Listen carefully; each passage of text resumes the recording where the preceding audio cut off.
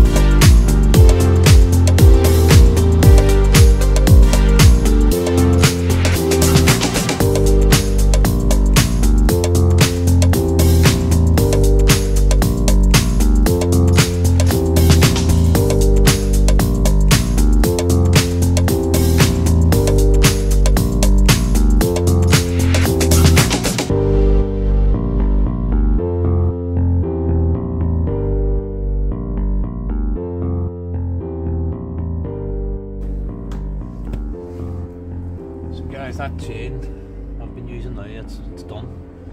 So I sharpen my own chains as well. When I get home tonight, I'll give this sharpening up, put it on the file, and I'll sharpen it up. So here's a new one now I'm going to use.